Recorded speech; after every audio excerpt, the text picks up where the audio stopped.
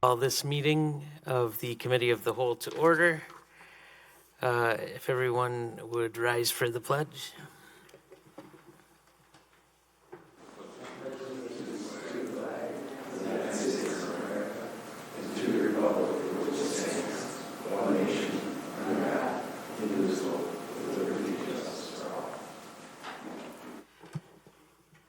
It's time for the roll call. Present. Mayor Arata Frada. Alder Gerhardt. Here. Alder Herbst. Here. Alder Jetzer. Here. Alder Maldonado is absent with excuse. Alder Strassman. Here. Alder Udell. Here. And Alder Wheeler. Here. You have a quorum. Groovy. Next item on the agenda is the approval of minutes of the April 26th meeting. I move approval. Motion's been made and seconded. Any discussion? Seeing none, all in favor? Aye. Aye. Any opposed? Motion carries. David, I guess this would be the time. David Haight wanted to come and make some comments on the capital improvement plan. Not really sure what they're about, but it seemed more appropriate to do it under this line item than waiting till the end of the meeting. So, you've got 3 minutes. Wow. So I brought this up before. So the Board of Public Works, when acting either as the governing body of the water utility or in particular stormwater utility, has all the power of a public utility commission. In fact, in the case of the stormwater utility, it has more. And the ordinance specifically states that the budget, including SIP items, will be developed by the Board of Public Works, by the stormwater utility, approved by the Board of Public Works, and it's subject to approval, both the SIP budget and the operating budget by the council. So the point is that the expertise for developing the SIP budget properly lies within the Board of Public Works with its hat on, either for the water utility or the stormwater utility. And the SIP budgeting process and the operating budgeting process needs to reflect that. In the past, it hasn't. But going forward, it certainly does, because it goes to the efficacy of the SIP expenditures. Back in the day, the stormwater utility was created primarily to fund conformance with the MS4 requirements in the stormwater discharge permit for the city. There's a project within the Board of Public Works, within the Department of Public Works, funded by AECOM, which is looking at TMDLs across all the streams in the city, and it's going to make recommendations for long-term capital expenditures to clean those up. There are also issues with regard to wetlands that have been impacted negatively, unlawfully, by new projects and stormwater discharges from the MS4. So here's my proposal. One of these Committee of the Whole meetings, why don't we sit down? We can pull the ordinance up, take a half an hour, and we can go through it as a group. That way I don't have to sit here and come to meetings and everybody looks like I've got my head screwed on backwards, because this is not the way we've done it for the last 20 years. Well, guess what? What the ordinance says specifically, that the Board of Public Works, with its hat on, either water or in particular stormwater, that it is the authority and it has the responsibility and duty to create both the SIP budget and the operating budget. And the only thing the council has with regard to anything is approval of those budgets. It may not amend them without approval of the Board of Public Works, et cetera. So what I would propose is, let's sit down with the ordinance, let's go through it, let's get a common understanding so that we can move forward on the plan to put this SIP budget planning process into the Board of Public Works where it belongs. All right. I just want to mention that in August, we're going to have at the Committee of the Whole meeting, we're going to have a discussion about the water and well system, and maybe that would be the time to bring this up and talk about it some more. All right, any other appearances? Seeing none, we'll move on to Fitchburg Chamber and Visitor and Business Bureau update with Angela.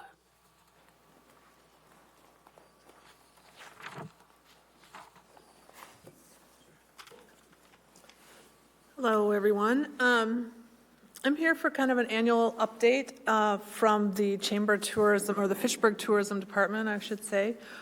For those of you, I think, that have not heard me before, I'll just do a little recap.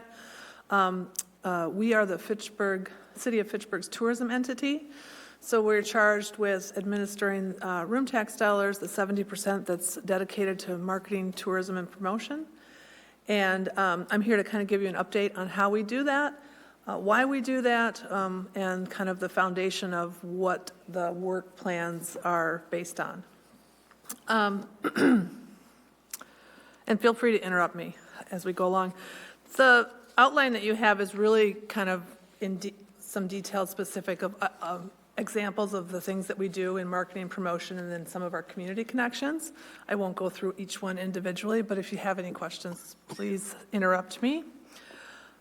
When we did a while ago, Forward Fitchburg, and the update, one of several of the initiatives were to expand our economy in the tourism arena, and that is both the tourism in the traditional sense, what you think of as like leisure activities, event activities, but also the economic impact from corporate development, both from attracting businesses the size of which might bring visitors here to engage in our economy, and then also attracting conferences and associations to do their business here in Fitchburg.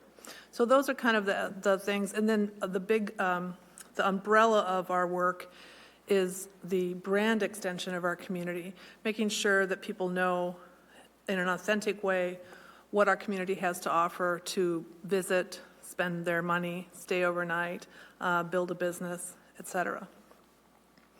So we operate in those buckets, and again, that was those buckets of brand extension, leisure development, and corporate development. Those were not just kind of pulled out of thin air. That was through the process of that Forward Fitchburg plan in terms of what our community had to offer and where the biggest impact would come from. So everything that we do, every project that we put money into is looked through the lens of one of those buckets. Will this help our brand extension? Will this enhance our corporate development in terms of economic activity? Or is this a leisure development where we can attract people to our city to have a good time?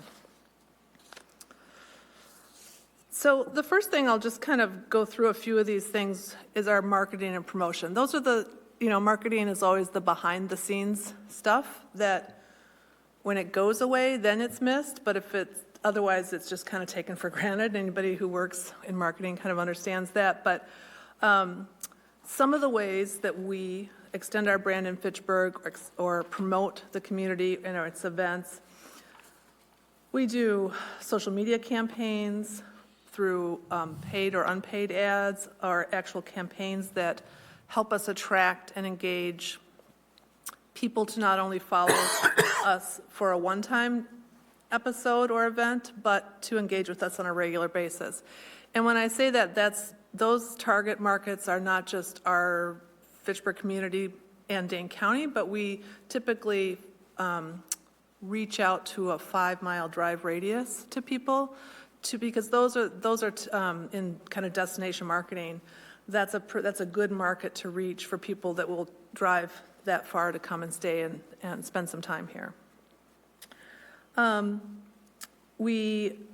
Through those campaigns, we have people sign up for our monthly newsletter. We do a tourism newsletter, which I think is really well done. Catherine, our marketing director, does a great job. It's easy to read. It's only once a month. It has good information, and it highlights the events, activities in our community, but also it really helps promote our businesses, because obviously when people come here, they're coming to partake of everything that we have to offer. If you don't get that newsletter, you should, and you can sign up or ask me about it.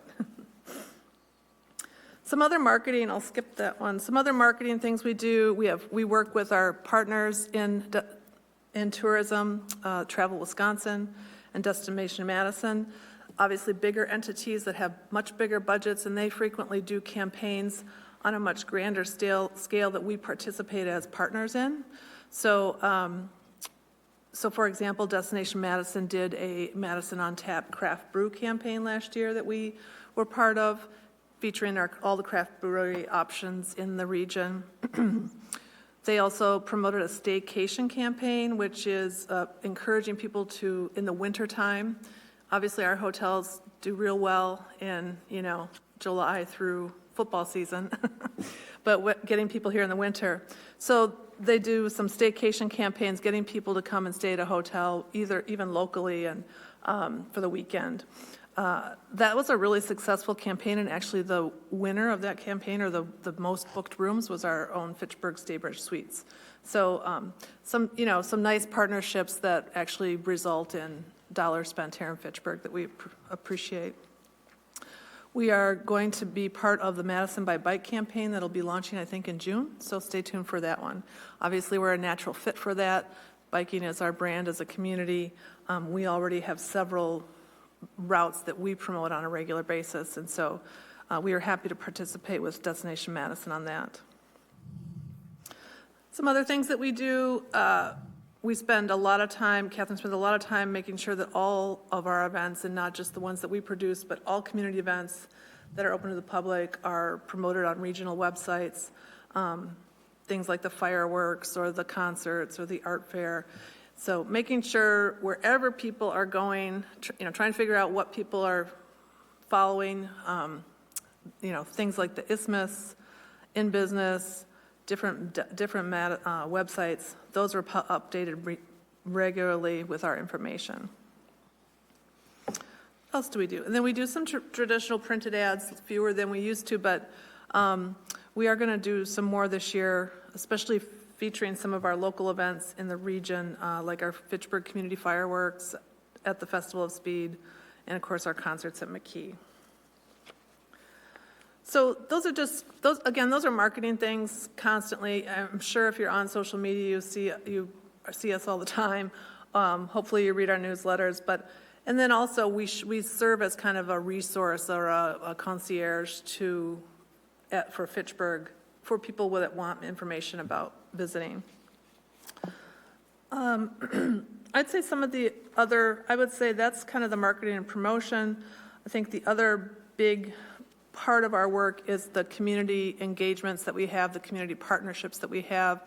For example, we're doing a community campaign, Bike the Berg, that has really off the charts this year. It's a simple sign up and encourage people to bike for 150 miles through the course of May through September, which isn't that hard, even on the indoor bike. So you can sign up, you can get the t-shirt. But that campaign is sponsored by Fitchburg Family Pharmacy and Shine Technologies. They also host some organized rides with their employees and anyone who wants to join throughout the summer. People have t-shirts, you probably see them everywhere. Quite a bit of press on this event this year. We had three pickups from our press release on that. But again, that's a simple campaign to encourage people and remind people about the assets that we have in this community, and it's a brand extension for Fitchburg, and it's an very authentic part of our brand. Some other community engagements, obviously, B-Cycle we were a part of. I'm working with the Madison Public Art Foundation to host a public art display in 2024 here. You're probably familiar with that group. What else do we do? We work with sporting groups, the pickleball. We're working with pickleball tournaments folks to try to encourage pickleball. I'm sure you've heard about pickleball. It is one of the fastest growing sports in the country across all age demographics, and we would really like to see Fitchburg be a competitive player in that arena to attract tournaments that bring economic activity to the region. So, let's see. I'd say, I'm kind of jumping all over the place here. And another part of our community work is, and community engagement, are corporate sponsorships. Obviously, if corporations, Promega is a great example, they are hosting seminars, conferences, et cetera. We frequently will sponsor those, encourage their guests to stay at our hotels, provide other kind of information if needed, catering, that type of things, sometimes welcome bags. Those are some sponsorship things that we do. In terms of meetings in Fitchburg, which is what we've really picked up that work this year, or the last couple of years, and that is working with association managers or association directors or conference groups to really come and host their entire event in Fitchburg. So all 30, 40, 50 people will stay at a hotel. We help them find catering services. We sometimes help them with itineraries for activities to do. That's a pretty significant impact for us to have, 50 people for 3 or 4 nights. That's, that many rooms. And then, of course, the auxiliary spending that they do with dining and travel and stuff. Last year, we worked with our own fire chief, Joe, who brought the Wisconsin Fire Chiefs to Fitchburg. We worked with Mesa. We continue to work with Mesa, obviously, to fill those hotel rooms for those 5 soccer tournaments. We secured 3 ag tourism conferences for this year. And that's kind of an exciting, newer opportunity that I think Fitchburg is perfectly positioned to capture. So we're working closely with a group from Tennessee, a group from all over Wisconsin, and then a group from, I believe, the Minnesota and I want to say Missouri, if that makes sense. But anyway, they're coming to Wisconsin or southwest Wisconsin to tour different agriculture facilities that have leveraged their business into ag tourism. So Four Winds Farm would be a good example of that and is a good example of that, and is one of the reasons I think we're able to attract these groups, because it's such an excellent display of kind of what people can do.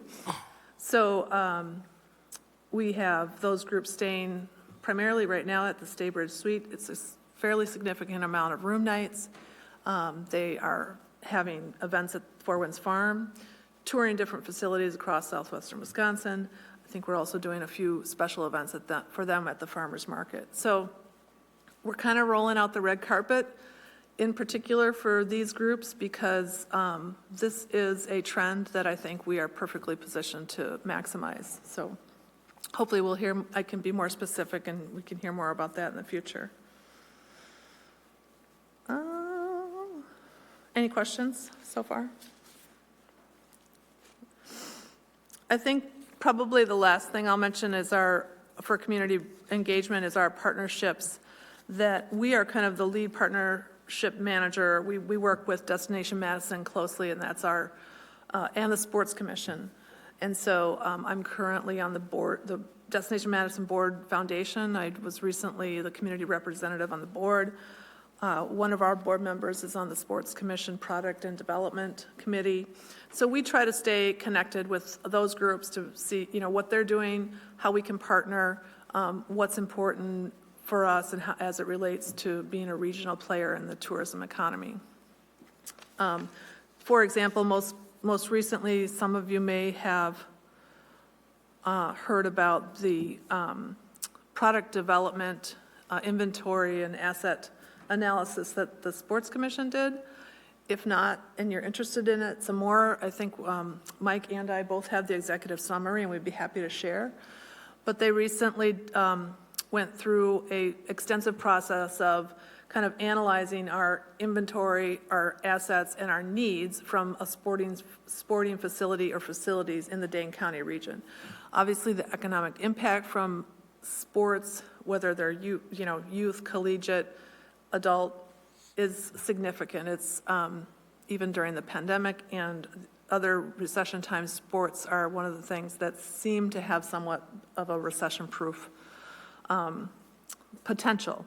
So there's a need in Dane County and in the region for additional facilities, and like we said, we want to make sure that we're following that, and there might be information in that study too that might help Fitchburg in the future when we're looking at not only analyzing facilities, but surrounding hospitality assets that would support those facilities.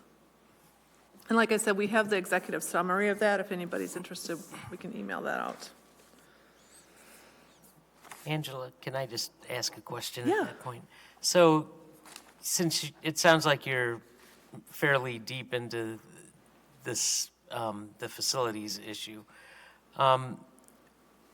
in Fitchburg, we have a lot of parks, but we don't have a lot of athletic facilities.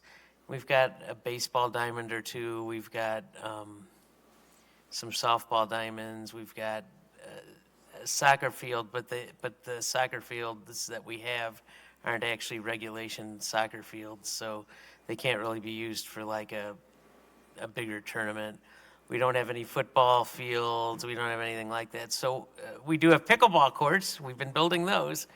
But what other things do you think would be beneficial for Fitchburg to invest in, given that there isn't a Fitchburg school district, so the schools probably aren't going to use whatever facilities we build? Well, I think the schools will use whatever we build because the schools are, if you want my wish list, Jay, is that what we're going for? Sure. I like wish lists. You're right. We have like fantastic parks, and we have a lot of parks. But from the tourism perspective, to really attract, to make an economic impact where we're a player in this region or even this Dane County, we do need a space or facilities that can host, that don't have 2 or 3 courts here and then across the other way another court here. You need a full facility. Redden Park, for example, if you take a tour, and Some Prairie has invested quite a bit in their pickleball facilities. McFarland has done the same. We do have pickleball courts. I think there's some improvements that need to be made to be a competitive contender to attract tournaments. Because, and again, the tournaments that we're talking about aren't me and Chad playing against each other. It's people traveling, so they're spending lots of money. They're spending money to stay in a hotel. They're spending money in our restaurants. And so the facilities need to be, at least comparable to, what a regulation facility might be. So I would love to see some kind of our own analysis in Fitchburg about what we could invest in from a city's, but also from obviously maybe from a private partnership too. I think again, we have the location to be regionally positioned or even, for opportunity. The school district piece is interesting because I think I see other the drivers a lot of times of these facilities can be parent groups. And so even though we have a lot of Verona kids that live in Fitchburg and a lot of Oregon kids that live in Fitchburg, the parent groups are working in the districts. So, for example, the second sheet, the hockey rink in Verona, that's going to be a big deal. That's going to generate a significant amount of economic activity in Verona and Fitchburg, I hope. But that was largely driven by parent groups. So I think it's incumbent upon us to look at a different way to approach how we can be drivers of a facility or spaces that can be competitive with, I'll just say it, with our Dane County peers. Does that answer your questions? Well, kind of. The parents are parents of kids who are in schools. So, and while we have middle schools and elementary schools in Fitchburg, we don't have a high school here. And it's generally the high school kids who are going to be the ones that are going to be the drivers of those higher quality facilities. At least that's how it seems to be. when I look around. I mean, so I'm just wondering, what are the kinds of things You can. we could build? Because I try to say things other than pickleball, but I keep coming back to pickleball. And that's really because of the data. It's really because of how fast the sport is growing. And I think if people take a deeper dive, how fast it's growing across all age groups, which is, it's not just retired people playing. They might be the ones traveling and spending a lot of money, but it's across all age groups. So maybe looking at, and again, that's why we need to take a look, but looking at what would make sense for Fitchburg. Maybe it's not quite as specific as just pickleball. Maybe it's a indoor facility that can accommodate basketball, volleyball, and, what's that? Futsal. Yeah, futsal. And again, even though we don't have a Fitchburg High School, those youth sports at all ages are already traveling to other places to practice, to play, all that type of thing. And I'm not just talking about youth sports too, though. A facility that we would be proud to have and I think would benefit from would also be a user groups would be in the adult range too. Is that too vague? yeah. Yeah.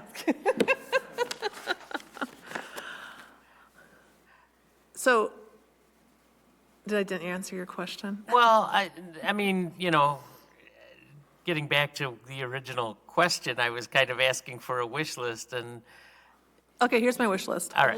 I'd love to have some expansion to our pickleball courts so that we can be a competitive player to attract tournaments. Right now, we're kind of falling off the list because we don't have, as I understand it, I'm not an expert, we need some things to make the courts more competitive to attract tournaments. Okay, so for example, I'm working with groups that are bringing tournaments here in August, September, and then I'd like to be part of an October one. I'm having to really beg them to take a look at us, but we don't have certain things. We don't have full wind breakers. oh, we're fixing that. Oh, we are? Okay. Yeah. Oh, okay, okay. What? Oh, it wasn't. No, I wasn't here at that meeting. Okay. I guess we aren't fixing that. Okay, but you want my wish list? That's what we need. What I'd like to do is really, really invest in what we already have and take a look at how we can, reasonably invest to make that a kind of a competitive player in the region. So that would be one facility, one sport. I do think there's potential for other facilities, probably with more of a private partnership or a private investor. That would be an indoor facility. Futsal, volleyball, basketball, those are all needs, and they came out of that analysis that the Sports Commission had done. Go ahead. When, it would be interesting, as we discuss pickleball in the future, Yeah. to have you come or someone from the chamber come and just explain that context, because that's something that was certainly missing. in Yeah, the pickleball and I conversation. really could kick myself for not being here because I think that context I should have had. And not only can I provide that context, but I can provide some data too, with just the sheer number of tournaments that are happening already in the region and the investment that's happening around us. Yeah, and I don't I'm think. happy to do that. I certainly think we can bring it up again in different contexts, but, and I assume we might consider it for the budget or even the CAP. So Okay. I certainly there's more opportunities, but if that is important to the chamber, I would love for that perspective to be represented when we're making those Great. decisions. Yeah, absolutely. Yeah, please. So I agree with you, Angela, that we need to have some more like a regional, center for some activities. And I think in Fitchburg we have the potential and the social economics for to cover some of those expenses or people want to do like a futsal, because if your kids are practicing futsal, you need to go to East High School or to go to Verona to do the practice.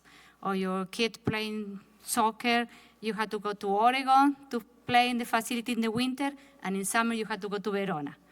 Or you had to go to West, you know what I mean? So, and I think we need to find for other solutions where we can create any sort of identity or community, because we are lacking that because of the way that our school districts are designed.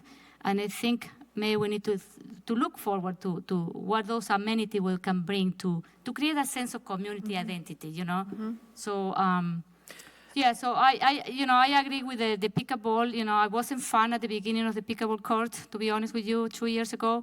I started practicing the sport last year. I really like it, and I see that what is happening in that park, you know, it's incredible, the amount of people during the summer that are playing, you know. It's pretty interesting. Yeah. I didn't know much about the sport myself, and it actually goes right to what you're talking about, Julia, is the community it's played almost like pickup basketball. So you don't have to have a team to go play.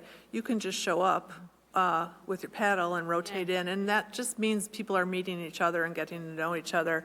It's a pretty active park, just with the 8 courts that we have now. I also like that it's a low-cost sport. You don't have to spend $1,000 on gear, so that means anybody can play. So, yeah. The other thing about a facility, too, is what we see it with facilities, you know, the Verona is putting in a second sheet of hockey, but a second rink or second sheet of ice. But it'll be able to be multi-purposed. So when they're not, they can cover it, and it can be an expo center. So we wouldn't just build, you know, volleyball courts. They might be, you know, might also be available as an expo center or a concert venue or that. So multi-purposed facility would be ideal. And if there's an opportunity to work with private partners and the parks, that would be fantastic.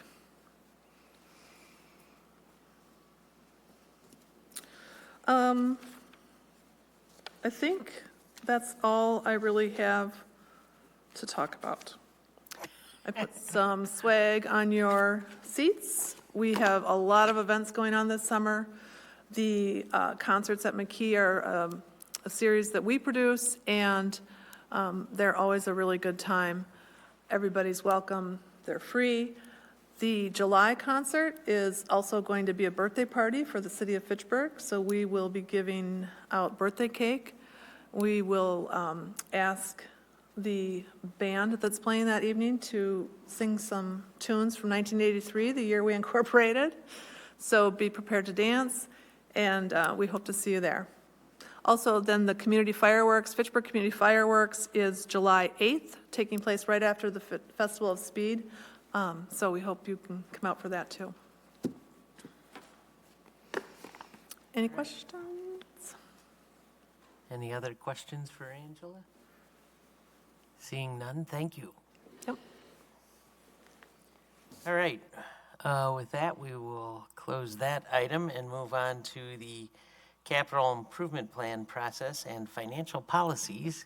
And Misty has appeared and now disappeared. I'm coming back. Just sharing my screen. Okay. Can you see?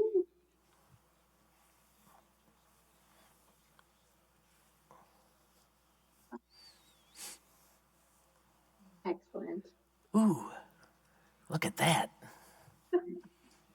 So to start with, I have not sent this PowerPoint out to all of you yet, but end of this week, early next week, I will post it out to the website to replace the one from last year. So you all have access to that presentation at that point.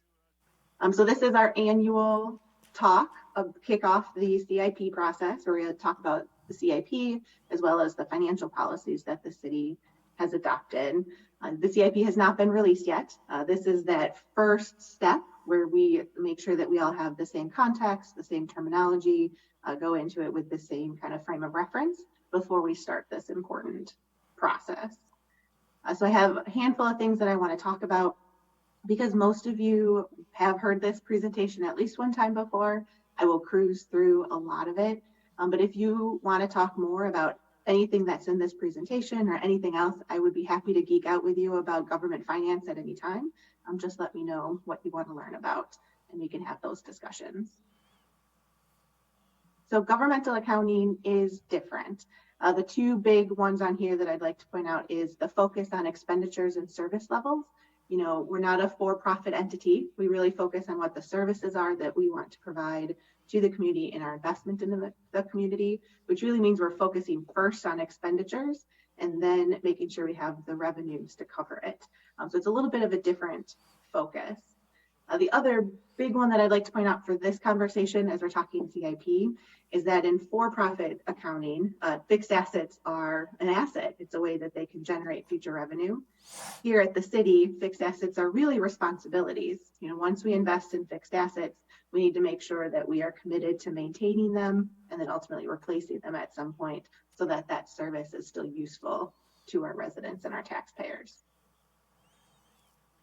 So fund accounting is also unique in government. For CIP, we will be focusing on the debt service fund, the capital projects fund, and the enterprise funds, which includes the 3 utilities that the city has. So again, I'm cruising through some of these. The terminology one that I definitely want to talk about, though, is the property tax levy.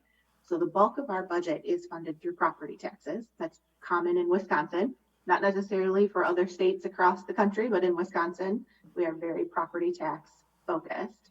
And so how we figure out how much we need to levy for property taxes is we look at what services we want to provide or what investments we want to make, what our expenditures are. We subtract out all of our other revenues, whether it's user fees or permits or state aid or other miscellaneous revenues. And then whatever that gap is what needs to be filled with property taxes. And so that total amount that we need to collect is our property tax levy. And then how we allocate that to the different properties is using their assessed value. So looking at last year, which would be the tax bills that went out in December of 2022, our assessed value tax rate was $6.72 per $1,000 in value. So if you look at the average home increased to $378,500.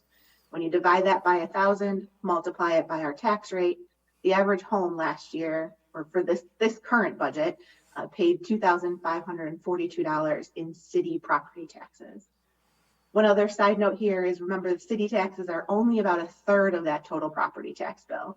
So this is just the portion of that tax bill that went to fund the city's budget, which includes all of the services the city provides, or most of them, including public works, public safety, elections, all of those services.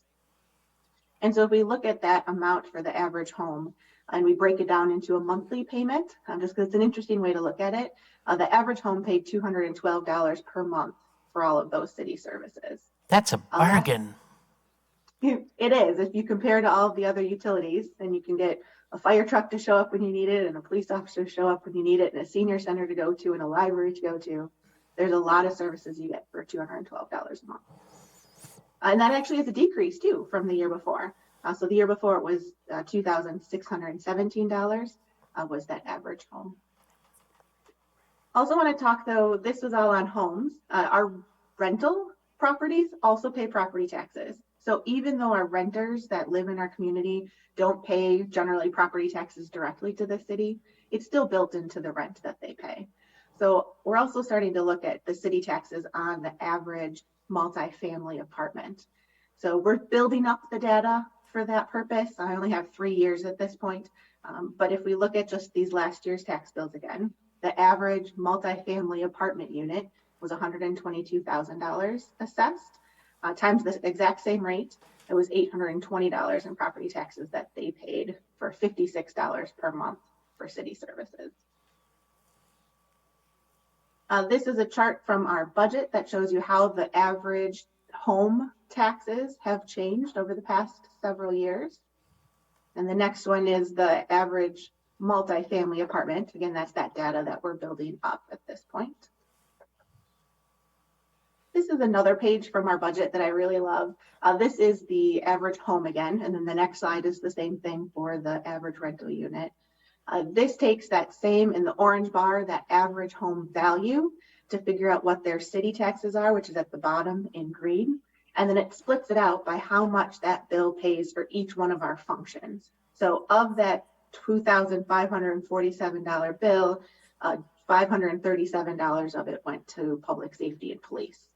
So you can see the specifics of all the different services that that bill provides. And now you probably noticed those numbers are different. This year was weird. The town of Madison really caused a lot of complications in these calculations. So this is based on the average between all of the properties. So yep, this is the exact same thing then for the average rental unit. One of the big questions I always get is how the city spends its money, the money that our community entrusts in us to spend on services that they are interested in receiving or having access to. So this is how we spend the money, regardless of how it's collected. So this is not necessarily just property taxes, but it's all the money that we spend. The bottom dark blue bar being the general fund, which is where most of our operations are held. The red bar being the library, green being the debt service, so how much money we spent on debt, purple being capital projects, and everything else being in that light blue.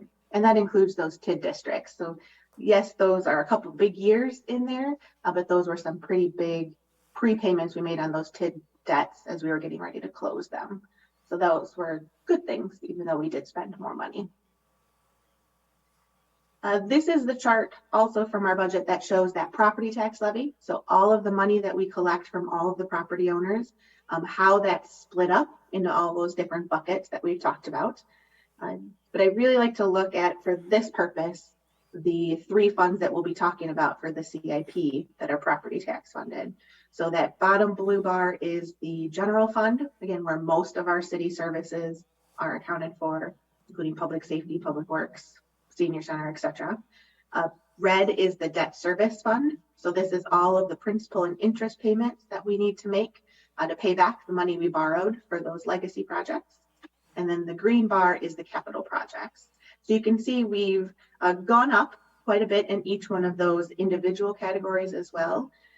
In total, over the 10 years, it was an average increase of 7.1% per year. If we split it by those different categories, the general fund was 5.5% per year average. The debt service was an 11.1% average increase, and capital projects was 26.1%. Again, that percentage was a little misleading because a 26% increase on a relatively small amount is not as much in dollars, but it is still significant as the city has been investing a lot in facilities and roads and parks and all the other things that we do. The purpose of an annual budget, so similar to the conversation before where we look at what our expenses are, we subtract out our revenues to get to property taxes, that's really the end result of this budget process. And so I continue to say that the budget is the most important thing that you guys decide. It is a policy document. It is a moral document. It says how you want to invest into our community and how that's going to be paid for. And you always have to balance the high services that people may be interested in, but also with the low taxes that people may be interested in. And it's your job as elected officials to balance those different needs to figure out what you believe is the best for our community as a whole. And we do that all through the budget process. So there'll be the same essential process of what we've done in the past. We'll have public hearings. All the department heads will come share with you their requests. And then at the end of it, hopefully we'll have a budget that is balanced. CIP, which is what the process we're about to go into, is very similar to a budget, but it's also very different. So the biggest difference is that it is a plan. So it's a capital improvement plan. It is not the budget that appropriates funds and officially hands those funds over to those purposes. This is a plan. It also focuses only on the capital stuff. So those are the big dollar items, whether it's equipment or buildings or things that are large dollar amounts with long useful lives. It doesn't include wages and benefits or personnel costs, which is the biggest component of what the city spends its money on. That is all just in the operating budget. This focuses just on kind of that one-time or routine equipment. There's also a 10-year look. So we do a 10-year look both in the CIP as well as the financial management plan, which will be the next committee of the whole meeting where you'll see me again. We look at it over 10 years for a couple of reasons.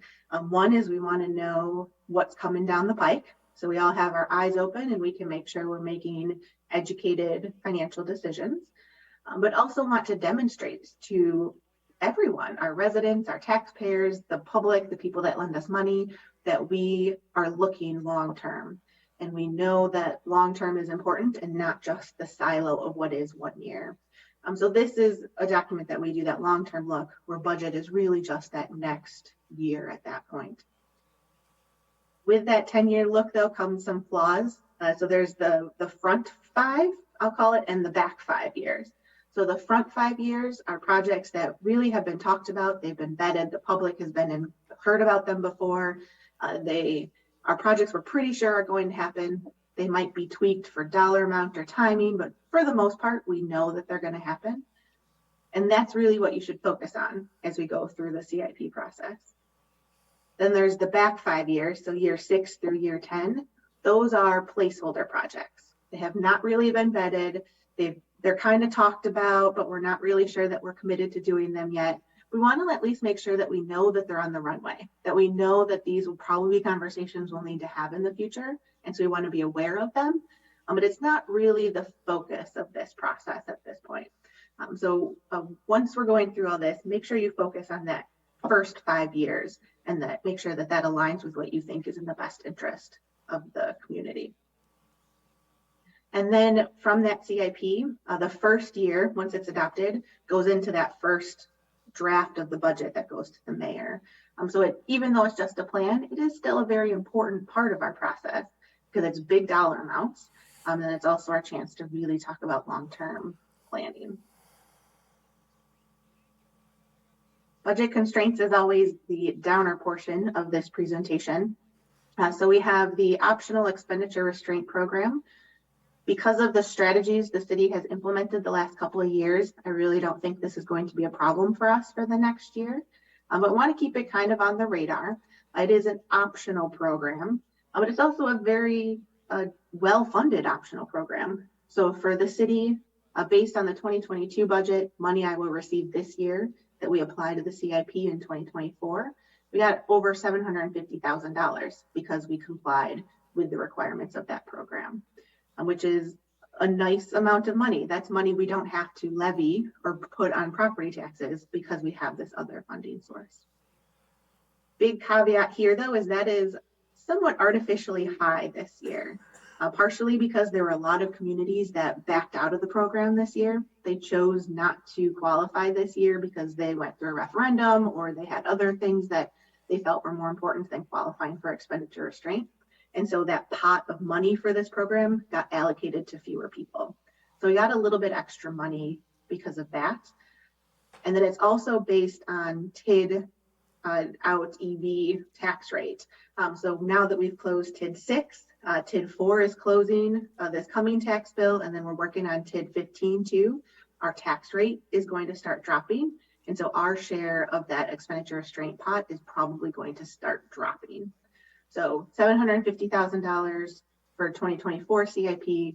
My current estimate is about $500,000 for the year after. So just want to put that kind of on your radar too, that that amount of money is decreasing, expected to decrease in the next couple of years. Misty, Gabriella has a question. Of course. So that's interesting about that additional around $100,000 from ERP that we got this year. I know we typically budget for that.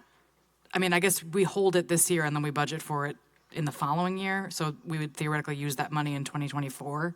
Is that correct? Correct. Okay, so we have an extra $100,000 to work with that we probably weren't anticipating. Yes, but the problem is in the adopted CIP, we assumed it'd be right around 600. And so if the year after we drop to 500, my preference would be that we would, I guess, save some of that capacity to make up for that dip that we expect to see soon. Try to even it out year to year. Exactly. Okay, thanks. And I should apologize, I can't see people's hands if they're raised, so feel free to just tell me to stop talking and let me know if you have questions. State imposed levy limits. This is the one that's going to continue to be our biggest hurdle as we're putting together our budget. I'll start with this is state statute. This is not something that we can choose to follow or not choose. And then besides it being a law that we have to follow, there's also a dollar for dollar penalty. So there's a lot of teeth with that law as well. The biggest factor in the levy limit calculation is net new construction. And so this chart here shows you what net new construction has been over the past several budgets. The blue bar being the actual amount, including our current projection for the 2024 budget, which is about 2.6%. That red line, that's the 3% kind of target that we always hope that we're going to hit. And then the dotted blue line is the trend line, the statistical trend line. So you can see the last few budgets, we've had a pretty healthy net new construction and has given us some flexibility in our budgets. This 2024 budget, there's still some work that needs to get done, but my guess is we will be right around 3% or maybe a little bit less than 3%, which is challenging when we talk about just maintaining status quo. So kind of on that, so long-term inflation, or in long-term, not current, is usually about 2 to 3% is kind of what the target is. That's likely far too low for the situation that we're in right now. But for long-term, we'll continue to use kind of that 2 to 3% target. And so to be able to pay for just inflation and what we're currently doing, we need to have net new construction of 2 to 3%, which would be between $93 and $140 million worth of new value. We've been able to do that recently with our percentages, but the bigger flaw I see in this calculation is that we need this new growth in order to meet status quo, but all that new growth also needs services and also needs to have access to city things, which generally requires additional personnel or additional money in order to provide services to that additional growth. And so even if we hit just the inflation, we're not necessarily addressing the additional needs. And so that's where this balancing act becomes tipped. So even if we get a decent net new construction, we still have additional needs that we know are expected to come down, whether that's the additional buildings or if there's additional services that are being requested or additional capacity. And so in short, for levy limits, the two main points I want to bring out. One is that as net new construction lags inflation, it's going to become even more difficult just to keep up with status quo, just to keep up with what we're already doing. If net new construction doesn't hit at least what inflation is, that's going to be challenging. And then second, on those years where we have flexibility in our levy limits, those years that we were above the inflation amount, it's really important that council makes thoughtful and strategic financial decisions in those good years, because the worse years, when there's not as much flexibility, will be even harder if we don't always have the focus on the long term and what makes sense in the long term. There is also an adjustment in the levy limit for TID closures. So the last couple of years have been very unusual for us in a positive way. So we closed TID 6 and we closed TID 4. The bulk of the TID 4 levy limit adjustment we spent in 2023 budget. So we did hire additional staff positions. We invested in additional areas in both of those years, but that's not likely to be something we'll be able to do again for many years. The next TID we don't expect to close for 5 to 7 years. And then we do have the TID 15 that we're working on closing now. All of that additional levy limit capacity was already accounted for in the CIP that we adopted this time last year. So 2 points there. One, that we've already accounted for it. So even though we're just now starting to talk about closing that district, that has already been planned for. And two, it being 100% of it going towards capital means that there's no money available for the operating side of it. So we do have to balance those operating and capital needs. So wanted to point those two pieces out too. I included some references in there in case you're interested. So other funding sources, I know this has come up a lot recently, so just wanted to bring it up again, and then if there's questions on it, happy to talk through it. But one of the other ways that we've been able to invest in our parks in particular has been through the park improvement fees and the fee in lieu of park dedication. These fees that we collect are from new developments, and it is statute driven, but also supported by our ordinances, that we need to use the money on capital amenities, new capital items that are park specific, and it needs to be for the benefit of the people that are living or buying properties within that new development. So in practice, the city has used those for developing the neighborhood park. So a new subdivision comes in, they pay us fees. We use it to engineer the park, do the trees and the grading and the playground equipment and all the stuff that makes the park the park. We use park fees in order to create that. Big problem though, that the future maintenance and the future replacement of that park remains on the tax levy. So that's something that we still need to make sure we're planning for, even though we have the money to put this new facility in. The other way that we've used this funding is on new amenities at a community park. So two things to focus there.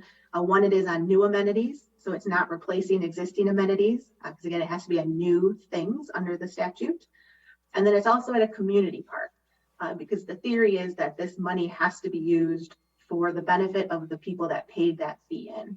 So when we invest in things like the pickleball court at McGaw, we built the 8 courts that are out there. We paid for that with park improvement fees from a variety of different developments across the city, because that's the only pickleball court that the city has currently. And that's where we expect pickleball players from across the city to come and use that facility.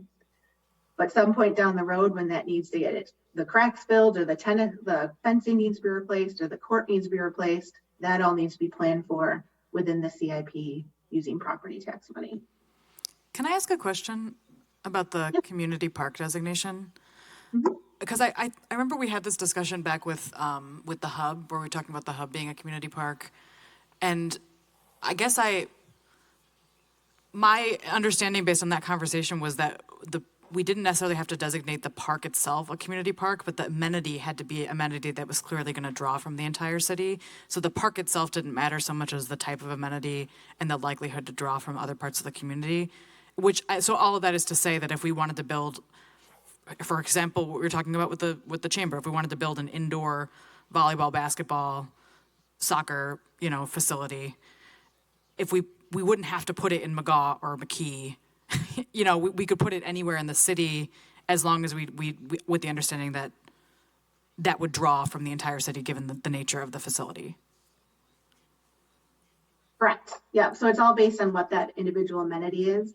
My suspicion in that example, and I'm not a parks person necessarily, is that once you put that large facility in that location, it probably would become a community park because of that area. But you're right. It's really based on the amenity and where that money is actually going. And it has to draw the people from the neighborhood that paid the fees.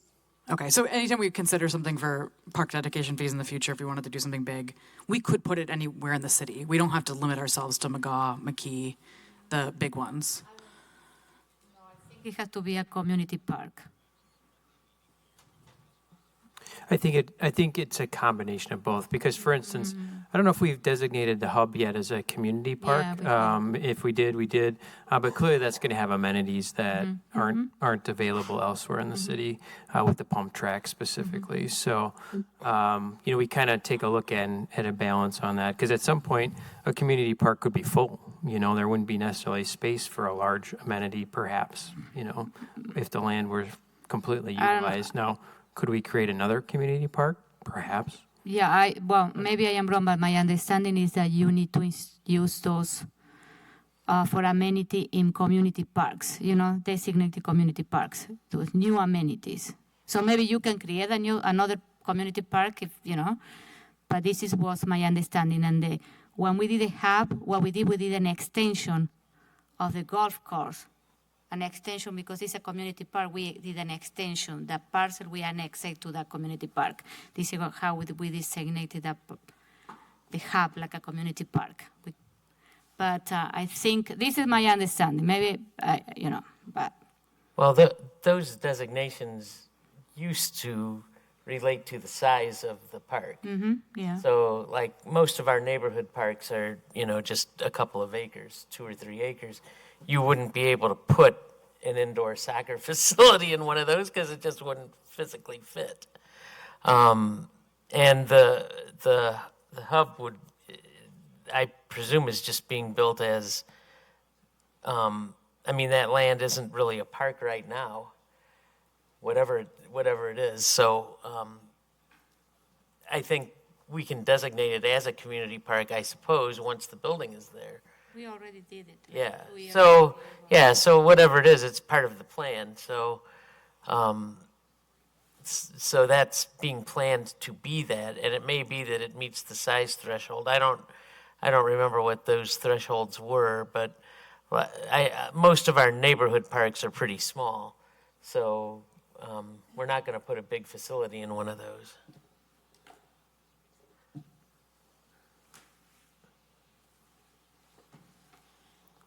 Any other questions or conversation on park fees before I move on? Seeing none. So I did include the references to the statutes and the ordinances in case people are interested. There are a couple other financial options that the city has. The big one that I know you've at least heard us talk about casually has been a referendum. We did include a levy limit referendum feasibility and outreach assistance in the investment plan. So if this is a conversation the council is interested in, probably should start having more serious conversations in the very near future. But that's the kind of go-to tool that communities are doing at this point, because levy limits are really constraining and not keeping up with what it is that a community was already committed to. At the next Committee of the Whole meeting in June, Ellers, our financial advisor, will also be present to talk about our financial management plan. This is when they take the mayor's proposed CIP and they take all 10 years of that, along with some projections and assumptions based on how everything else will change in our budget. And they will tell us, what our tax rate would be projected to be, whether or not we would fit within the financial policies that we'll be talking about later this evening, and other things like that. At that meeting, we've also asked them to provide really just a high level list of some of the other options that other communities they work with have been successful in doing. So they'll come with that. That's really just a chance for the council to say, you know what, of this list of however many, we're kind of interested in this one or this one. We would like staff and consultants to look into that more, come back with a proposal or some pros and cons and that type of thing for council consideration or further discussion. And then, maybe these other couple of things we're not at all interested in. Don't waste the staff time, don't waste the financial resources. That's just not something the council is interested in. So we'll have that, again, very high level listing of what some of those other items might be that the council could consider. There's also a conversation happening at the state level for an additional shared revenue proposal. That is still very much so in discussion between the Senate and the Assembly. There seems to be some disagreement about what the logistics are going to be. So we don't know exactly if or what will be decided at the end of that conversation, but it is an important conversation for local governments.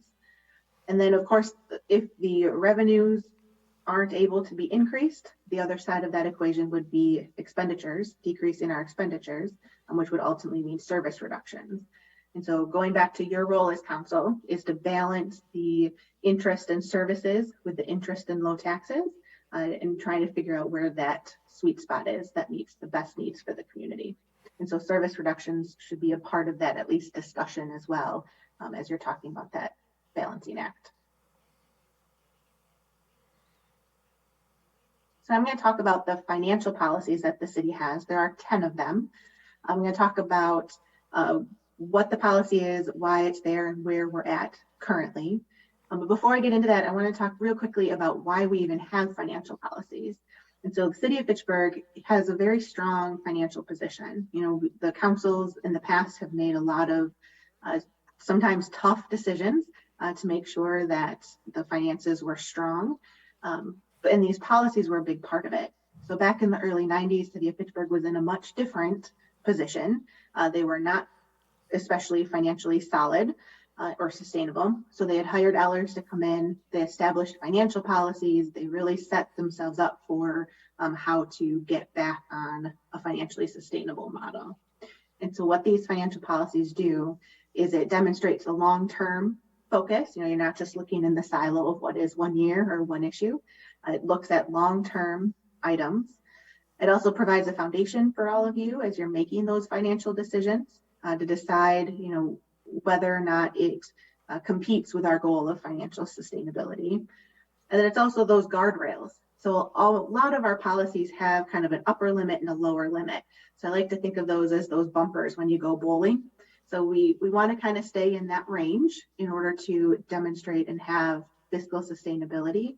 But those guardrails are there to really make sure that we know when we've taken it too far. So that's why we have them. Moody's is one of the other organizations that really cares about our financial policies and puts out documentation to the public about our financial status. So this is the credit rating that we did back at the end of 2021, which was the most recent one that we did. I like this document because it's very easy to digest, and it also gives a third party, very educated and respected view on what the city's goals or strengths and weaknesses are and things to kind of watch out for from a financial stability perspective. And so this ratings rationale is really the summary of it. We are a AA1. When you look at credit ratings, AAA is the best. That's that gold star that we are always trying to get to, but we are one notch below that. So AA1 is still exceptionally good, especially for communities our size. We are very strong in this area. Moody's comments that it's due to our strong tax base growth, also supported by ongoing development, and our nearness to Madison, which is that coveted AAA. They say the steady increase in valuation as well as tax revenue makes us a strong position and also been kind of a mitigating factor against our levy limit constraints. So here in Wisconsin, we're very focused on property tax levy. That's how we get most of our funding for local government. But we also have very, very strict levy limits. So they're saying our growth has been able to offset those burdensome constraints of levy limits. Our pension burden is also... Misty, as we were talking earlier, since we do not expect that percentage growth rate to continue indefinitely, how do you expect that will affect our rating? At this point, I don't think it will affect it. We have been very diligent about making sure that we're planning for those futures and have been reasonable when we have had those good years. And then Mike Zimmerman always comes to the presentation as well and talks to Moody's about all the great things that are coming. So we know that there's a lot of future growth still coming in our future. It's just taking some time.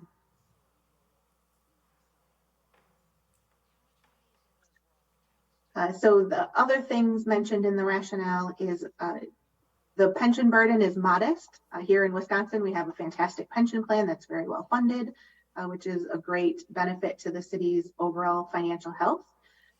But they say, however, the debt burden and fixed costs are above average.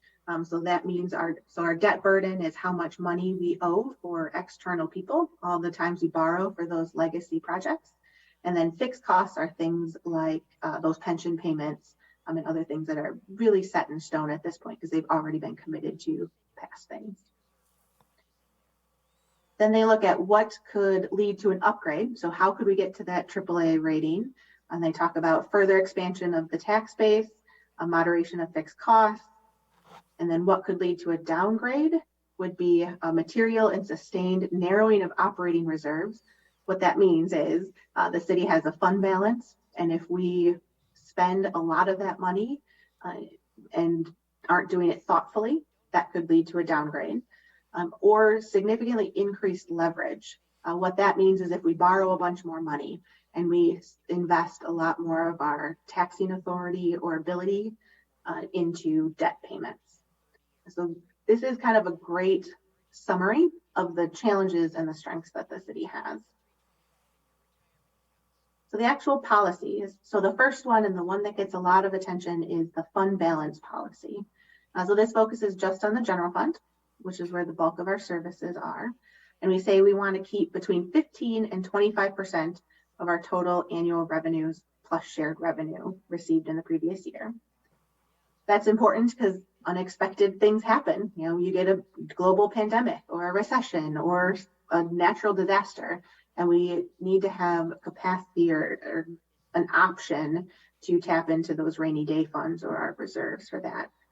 Having reserves also helps with our cash flow so that we can pay our contractor invoices when they come due, and we have the money in hand so we can pay those invoices timely. And while our policy is 15 to 25%, I'll note that Moody's suggests 30% in order to get to that AAA rating that we are hopeful for. And so at the end of 2022, I'll note that this is not finalized. So there's been a delay in the audit due to some more hangups with the town of Madison calculations that all needed to happen. But based on what I know now, I think our number will be 27.7%, which is just above our policy. You'll note it is below that 30% that Moody's was recommending for the AAA, but still solid. That is actually a pretty significant decrease from last year because in the last adopted CIP, we did an intentional spend down of fund balance that was in excess of policy. And so while this is a pretty large decrease, I have a very strong story to tell Moody's and to share with all of you and the taxpayers and everybody about why that drop happened and how it wasn't a surprise. It wasn't a one-off. You know, it wasn't something we took lightly. It was a very conscious and deliberate decision. And we had justification for why it wasn't a structural deficit in that CIP too. So while this is a drop, it's still above policy, our technical policy, and it was very intentional what we did. Misty? Yep. So we have the policy, and we intentionally violated the policy in a, I guess you would call it a positive fashion. Why wouldn't we adjust our policy to reflect something more desirable or more in line with what we were actually doing? So the policy is 15 to 25. Do you mean, should we adjust the policy to go up to the 30%? Well, I mean, if the policy says the upper limit is 25 and we exceeded that, generally if you violate policy, there should be some sort of consequences, right? I don't know. And we've done it, and you're saying that the 27.7 is lower than it was the previous year. I mean, we set policies because we're supposed to follow it, and I don't know what happens when we don't. I mean, it's in this case, you know, it's apparently desirable, but what if it weren't? What would be the consequences? Yeah, so in general, when you have a range policy like that, so 27% versus 25% is still within range. And like you mentioned, it's positive. We were much higher. And so I'll go to that chart here. So the 2 years before that, we were at 36%, both the years before. And so that's one of the reasons why I feel very comfortable going to Moody's and saying, yes, it dropped to 27%, which is a very significant drop and a significant use of fund balance, but it was intentional because we were outside of the parameters of our policy. So in general, when you have policies, if you're above it, you would use very strategic and intentional takedowns of fund balance, which is what we did. And if you're below it, you need to have a plan to get back within policy, which would mean levying additional money or cutting other services in order to get back to that minimum policy. So what we did with the CIP was exactly what you kind of should do when you're outside of that policy, just like you were saying. Bill, back in 1995, when we had hired Ellers to come and help us get out of this hole we were in, our fund balance was essentially zero. So for several years, when we wrote the budget, we actually wrote a line item in to add fund balance for, I think we did it for 5 or 6 years. And then the way it increases most commonly right now is when we have money that we just didn't spend for some reason. So we had money budgeted for something. Like, for example, we've got 9 vacancies in the police department right now.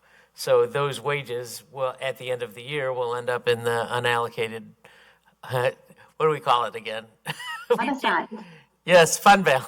We changed it used to be called the unallocated cash reserve, which was that was the terminology I was used for a lot of years. So in any event, that's why it goes up. So we may have budgeted, I don't know exactly how we got to 36%. Maybe Misty can expound on that. But a lot of times it's just money that we had budgeted. And we've had a lot of vacancies in the city over the last several years. So I'm sure a big chunk of that is wages that we taxed the residents for, that we collected in taxes. And then we had vacancies for some amount of time, sometimes a year, sometimes 6 months. But there's all of the things involved with the wages. It's the wages, the payroll taxes, the health insurance, all that stuff. It can add up pretty quick, and that's how it ends up there. Misty, how did we get to 36%? Exactly what you said. So we had really significant vacancies, especially in, say, public works and our public safety areas, that created that pretty high balance. The other thing is our revenues were coming in so much higher. So when we budget, we want to be reasonably conservative. You don't want to budget as though you're going to have a net new construction and building permits for 10%, even though that, or even 6%, even though that may be unrealistic. Because as soon as the recession hits or the buildings don't come, you now have this big gap that you have to fill. So we budget for building permit revenues, zoning permit revenues, all of that is basically a reasonable ongoing amount. And so any amount of that comes in higher than budget also would beat that fund balance amount.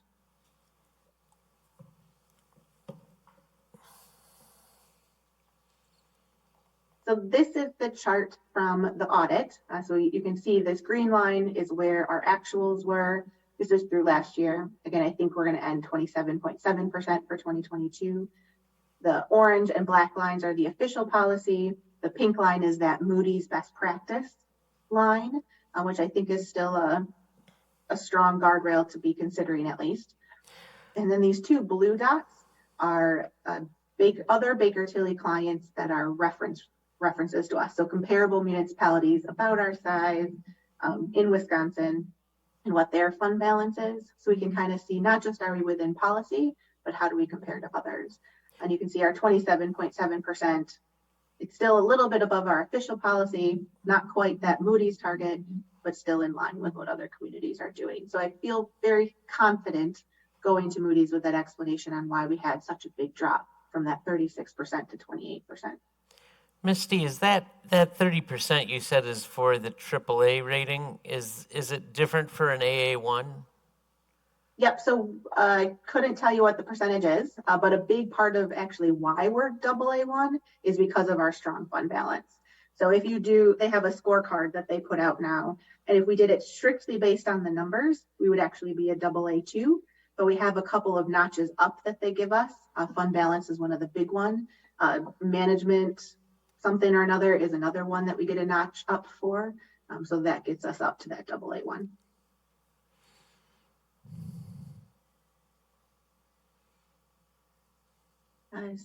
So in that fund balance policy, we also talk about setting aside kind of that 1 year of shared revenue. So we do that as part of that calculation. We also have a year at least of expenditure restraint funding set aside in the capital projects fund for those years that dip, kind of like what Alder Gerhardt was talking about. We're at 750, it's going to drop. We have some fund balance in that project to help us weather those storms as well. But there is a lot of other aid that we receive from the state that is not factored into that calculation at this point. In a perfect world, maybe you would, but we do need to also balance how much of a reserve that we have. Policy number 2 is tax rate stability. So this really focuses on the amount of debt that we have. And there's quite a few of of our financial policies that talk about how much debt we have, because it's really a big factor in our financial stability. But it looks at them all in a slightly different way. So you might be really great in one policy, you might be near the edge on another policy, and it's just because you look at it and how much that debt burden is in a different way. So for this one, we say that we want to have a tax rate to pay debt at $2.25 or less per $1,000 of equalized value. Purpose of this is, think of it like your mortgage payment. So we could borrow a bunch of money potentially, but if we can't levy taxes at a reasonable level to pay that money back plus interest, that's the problem. So that is an important one. For 2023's budget, we're actually only at 93 cents per $1,000 in EV, which is great. A couple of nuances in there, of course. So I mentioned that we didn't borrow in 2022 as we had planned to, and we aren't planning to borrow in 2023 either. Though I need to get your guys' official approval on that approach. So that kind of dropped it down a little bit. And then through that shared revenue conversation that I briefly mentioned before too, another piece of that is that the personal property tax might be eliminated as of next year. And if that happens, our tax rate and our equalized value will drop. And so that will play a factor into this calculation in ongoing years, if that ultimately ends up being approved. Our third policy is that we want to match our revenues and our expenses for debt. Basically what this is especially if you're looking at money we borrow that's ultimately repaid by special assessments or by TID, that we want to match those payments as best we can. So when we get the money in from the TID and the increment that's generated, we want to use that money at about the same rate to pay the debt out. That's important because if we have a debt structure and a payment we have to make and we don't have enough, say, TID increment to pay it, that ultimately lands on the general fund or the debt service fund to make up that gap. At the same time, if we have too much money or too much increment and it's more than what we need to pay that debt and there's no other purpose for it, we're paying extra in interest than what we would need to pay. So we want to do our best to match those up. And so we do that every time we issue debt. I have a conversation with our financial advisors to say, what our plans are, what our intentions and expectations are. Number 4 is financing capital equipment and road maintenance. We say that we will cash finance that. So use it through property taxes or expenditure restraint funds for all of our ongoing equipment and our road maintenance costs. This is important because the more money that you borrow, it costs you more. So you have to pay money to the consultants like Moody's and Ellers and all of them to help us borrow the money. But then you also have to pay interest on that money. So cash financing is generally cheaper in the long run. For 2022, we do have a $500,000 threshold for new projects. So if you think of road projects, if we're resurfacing something that wouldn't hit that threshold, it's not something that we would borrow for. But if we're redoing a road, say Sain Road, that's something that we would borrow for because it's that legacy project. Another interesting note here is, so back in, I think it was 1993, was when they brought Ellers in to talk about these financial policies. One of the big things that they were doing is the city was borrowing money to pay for road resurfacing. And they knew it was too much of a chunk to just stop cold turkey and go to all cash financing. So it's been a 20-year plan that they've been phasing off of borrowing and onto cash financing. And so in 2023, this year, we are in our last year of that payment phase out plan. So kudos to all councils in the past that have stuck to this policy. And we are now, for ongoing road maintenance, that resurfacing, we are 100% cash funded for that. Yeah, that was a big frustration that was happening at the time because we were borrowing money for road resurfacing, for chip sealing, projects that only last 7 to 8 years, but we were borrowing money for 20 years to pay for that. And so that was one of the big changes that we made.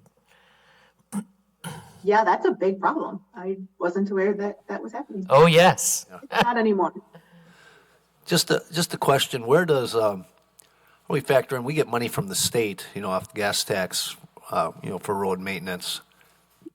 Is that just lumped in with what we're going to supply, from cash out of our coffers? Yeah, so how we reflect is the general transportation aid, and we have it all 100% in the operating budget in the general fund as another aid payment. Then also in that, the general fund would be our chip sealing and crack sealing and pavement marking, but then all of the resurfacing is over here in the capital projects. So that's what it's indirectly kind of funding through that formula of how we figure out how much we have to tax, but it's not a direct correlation.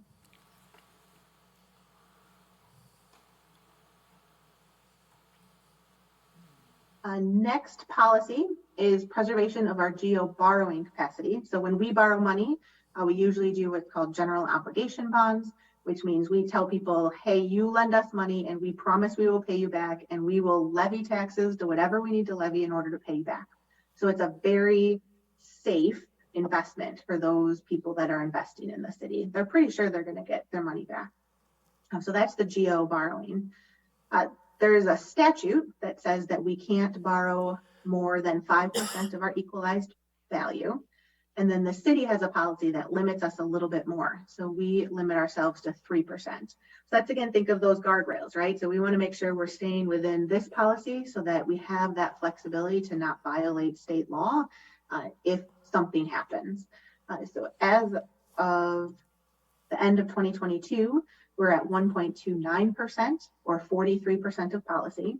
This is a little bit lower than what would normally be, again, because we didn't borrow in 2022. And then we also were structuring our borrowings in recent years, knowing that big projects like that police facility and Zion Road and some of those other big projects that are coming down the pike, trying to leave some capacity there. So we're solid on this policy, but I also wouldn't be surprised if we start to itch up a little bit more in the next couple of years, knowing we have those big legacy projects coming. And then this is another one actually that will be affected if that personal property value is no longer taxed. That will come out of our base equalized value, and we'll make this, we'll change the statute as well as the policy. Next is the percentage of debt expense as a ratio of operating budget. So this policy is between 15 and 25%. This is important because too high of a ratio would really mean the city is too leveraged. We're too dependent on debt issuance. So the 2023 budget, if I look strictly at the numbers with no, adjustment for the nuances that is in the data, we were at 21%, so well within policy. And if I adjust it to take out just that we prepaid some debt, some TID debt this year that we planned for, which we knew was one time, it's TID debt. So if I back that nuance out, we're at 17.3%. So well within our policy on this item. Next is debt payment structure duration. So this very much so goes to what Alder Allen was talking about, that you want to make sure you only borrow for money for as long as the thing is expected to last. And then we also want to make sure we don't have these big looming balloon payments, right? So we can, if it's a 10-year debt issuance and we only pay a little bit years 1 through 9, and then we have this huge payment coming in year 10 or 11, that's a big problem because you're just kicking that can down the road. You have this looming large tax increase. So we don't want to do that either. And the way that we measure it is we say how much of our total debt payments is going to be paid off in the next 10 years.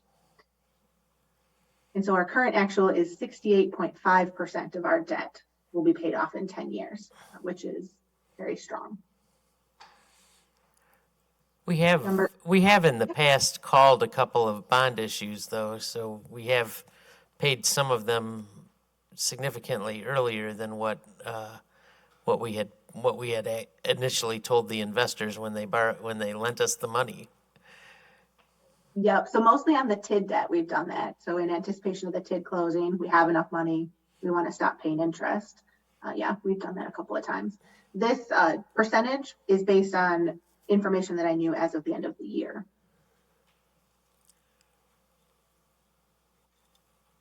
Next one is borrowing for tax incremental financing, or our TID districts.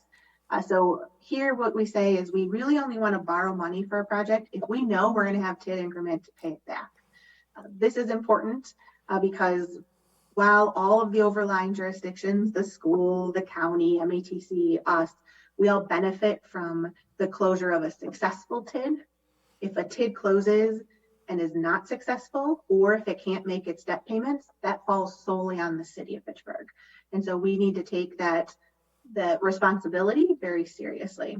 And so when we're looking at borrowing money for a TID project, we always start with that pro forma for the TID to make sure that we reasonably project to have enough increment to pay that money back. And so for 2022 actual, so at that point we had debt outstanding still for TID 6. I have now prepaid that. That is off the books, which is good because that TID is closed, was very successful. There's also TID debt for TID 10, which is the Fish Hatchery Road project, and TID 13, which is the Sighing Road project. But not only when we issued the debt, but also at our last annual TID report, we looked at that and we believe both of those will be able to be paid in full with the increment generated by the district as is. So we're very confident in those. We also have debt in TID 9, which is the Seminole Lacey TID to reconstruct Lacey Road and put that roundabout there. As of our most recent information, we still think we will be okay in that TID. There's still this lingering uncertainty though, because the project's not done. We just approved the contract for it, which did come in with a much better price than we feared. So that was strong. But the values for those different buildings that are in there are manufacturing assessed, and we've had some lower values than what we anticipated. So I guess what I'm saying is at this point, it looks like it's going to be okay, but I'm not as confident as I am in the other two TIDs. This is an interesting point to mention to you for our utilities. We don't have a formal policy on debt issuance for utilities, but that's because all three of our utilities are debt free at this point. Which is great. That means that our rates can be a little bit lower than the way they would otherwise have to be because we don't have that debt interest to pay. However, in our last adopted CIP, there were some projects, especially on the stormwater side, that we may have to borrow for because they're big dollar amounts that are tough to absorb with the rates that we have currently. So we continue to kind of keep our eye on this and we'll watch for it. But at this point, our utilities are all debt-free. Oh, go ahead, Dave. You and Chad, I think you're all aware, Madison ended up, they had a lot of really old water infrastructure, and then they had to make a huge investment. They still had lead line pipes and all this, and they had to make a huge investment. While our water utility is relatively new, I would like us to start planning for the, replacement of those things, and whether it's a 0.5% surcharge on the bill or something. I'd like us to think about getting ahead of that, so that future councils aren't going to be hit with a $5 million if we have to replace a lot of water main. What's in the ground should last 50 years. Assuming everything is 1983 or newer, we got a little time, but I think if we start setting aside a little bit now off of rates, I think that would be prudent for us to do. I don't know if it's legal. I guess that's. Well, a lot of the infrastructure, especially in the northern part of the city, is a lot older than 1983. Because just because we became a city in 1983 doesn't mean those properties weren't there. So. All the properties on up Fish Hatchery Road, most of the stuff in Jamestown, that was all there before 1973. So we have a lot of older infrastructure, and that gets me to the question I was going to ask you, Misty. Is are we currently setting aside money in the water utility budget? Or in the sewer utility budget, for that matter, for those types of capital replacement projects? This is an excellent question and an excellent idea, and I have it written down. I am not sure the answer to that. Aha! I stumped her. It's a great idea. Misty, didn't we recently have council consider for the sewer utility The resolution then allowed an adjustment for a slight increase in rates for those who are served by lift stations, now that the city has 2 of them, with the intent to have that higher rate for those ratepayers to be set aside for replacement of the equipment associated with the lift stations.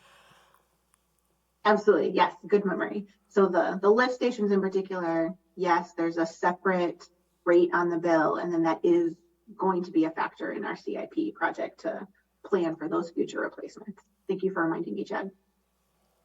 Well, I had to contribute in one way yet for your presentation.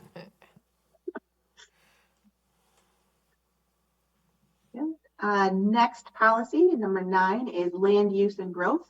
The city will encourage new growth and development because it does mean a tax base expansion, but also want to make sure that we grow smartly, that the growth conforms to our master land use plan.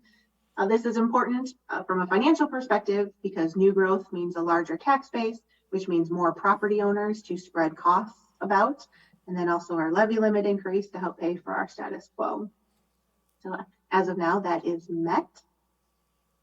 And then our last financial policy is the maintenance and enhancement of the credit rating. Ultimately, this one just says, we recognize we're a AA1, but we want to keep working towards AAA. And maybe that won't ever really be realistic based on the size of our community and all the other things, but at least the pieces that we have control over, we want to do our best to reach those best practice standards for a AAA. That is important not only because it is the best practice, it really is that gold seal of being financially smart and responsible and stable, but it also, the higher your credit rating, the less risky it is, and the lower interest rate that the lenders will charge us because they know that they're going to get their money back. So having a higher credit rating lowers our issuance cost and lowers our interest cost and ultimately saves taxpayer money. So as of now, we are AA1 still based on the last issuance that we did.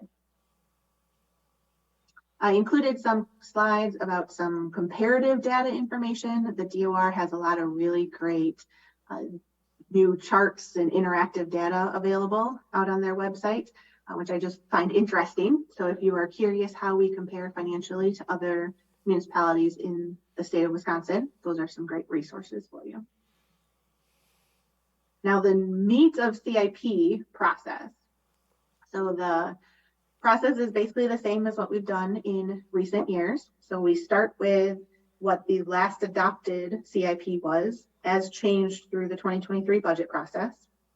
The departments put together their recommendations, either for dollar amount changes, timing changes, new projects, removed projects, whatever they think in their professional experience are good changes to make. They submit those requests and suggestions. Then the mayor meets with all the department heads, identifies what those priorities are, and then helps figure out what the mayor thinks is the most important priorities and puts together that first draft of the proposed CIP. And now anything that has changed from the last time we adopted the CIP through the budget process, through the mayor's adopted new CIP, anything that's changed has to be specifically called out in the mayor's letter. Really just a way to be super transparent, make sure everybody knows what those changes are. The mayor's going to release her CIP at the beginning of June. The department heads will have presentations at a special finance committee meeting. I hope all of you are willing and able to attend.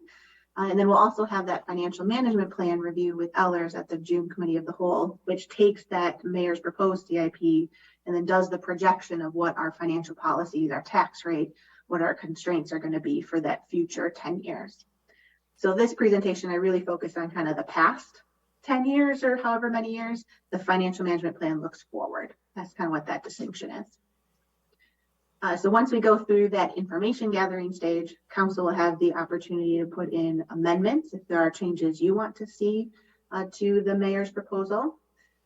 We will work through those. There may be a staff memo in there so that you have all of the context and background information you need to make a good, solid, educated decision on what you want to do with that project.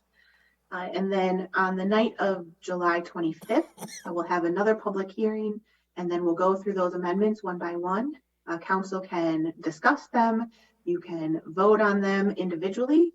And you can even amend them. So like, let's say you want to change project number, whatever, and you don't like that particular change, but as a council, you want to change it a little bit different in a different way. You do have the opportunity to make amendments to the amendments, but we don't take any new ideas off the floor. So that night, we will go through just the amendments projects that have been proposed for amendment. We'll vote on them, and then at the end, we'll have an adopted CIP. I think it's important to mention why we don't take amendments from the floor, and that's because this process is really designed to make sure that we are transparent and we give the chance for the public to know what's being discussed and what's being considered. And if we take an amendment kind of out of the blue from the floor, there's not an opportunity for the public to weigh into that or for your staff to consider what that would mean in a larger context. So yes, it's a relatively regimented process, but it's intentionally that way to make sure everybody knows what the council is considering. So then once we have our adopted CIP, that 2024 projects that are all adopted, we'll go into that first version of the budget that I provide to Mayor Radafrada for her consideration. She can still change things at that point, but if there are any changes from the adopted CIP to the mayor's proposed 2024 budget, those also will be specifically called out in the letter so that everybody knows what's being changed. Just again, trying to be overly transparent and easy to find what those differences are. Things that we're changing or hoping to change a little bit. So replacement funds we've been talking about for several years now. The one gap I'll say that we still have is in the building systems replacement fund. So we have one for City Hall, the library, and the maintenance facility, but not for the other facilities at this point. And we saw in real time that these were important when the AC went out at City Hall a couple years ago, when the chiller went out at the library. We know that as these buildings get older, things are going to start breaking. We don't know what, but we know something's going to. And so having that money set aside so that we can address it really quickly and get still following our purchasing policy, but have the money available that we can get those building systems taken care of is pretty important. And then also additional replacement funds for other things that the city has already invested in, making sure that we are committed to that. Back to that pickleball example, those pickleball courts were new. If we are committed to those, we need to make sure we have the money available to replace them at some point and continue to maintain them. So I do talk in here about replacement funds and how it's calculated. Ultimately, it's what the annual cost is of it. So if it's whatever the dollar amount is and it lasts 10 years, you would take 10% of that cost and set it aside each year so that you have the money available when the time comes. This slide talks about the benefits. The two in particular that I'd like to point out is that having replacement funds really demonstrates what that cost is. When the city invests in things or invests in new amenities, really demonstrates what that commitment is in the long term. And it also shows commitment to status quo. Before you can talk about other things, making sure that that status quo and what you've already invested in can be maintained. And then the last one on this list is the other one I think is especially important, where having the replacement funds and the money already set aside and available, it reduces the likelihood that the city will have to do deferred maintenance. Deferred maintenance is a big problem in a lot of communities because they haven't spent the time to plan for these things, which ultimately costs more in the long run. Because if you defer maintenance, at some point it just gets to be a more expensive and a larger project. I have heard some questions about, so my idea that the replacement funds evens out that levy, that borrowing does the same thing. And that is very true. Both of those kind of spread out the cost over the life of the asset. But the difference is if you do it the exact same, the replacement fund will cost lower overall to the taxpayers than what the borrowing strategy will cost because you don't have to pay interest when you save that money up. And we instead are earning interest on it that can go back into the replacement fund. So it meets one of the same goals as what the replacement fund does, but it ends up costing more.